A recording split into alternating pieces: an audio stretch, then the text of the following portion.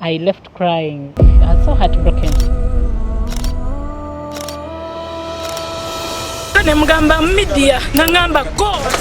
Some wounds don't fade, they settle in.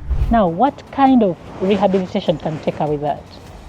That's lifetime trauma.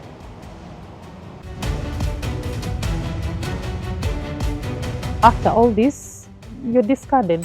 I'm giving up. I'm done with journalism.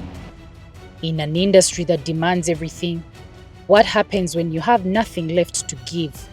But they are fellow women that are breaking women. And most of them are fellow women breaking women in the newsrooms. Josephine Namakumbi, NBS Amasengeje. This week on The Newsroom,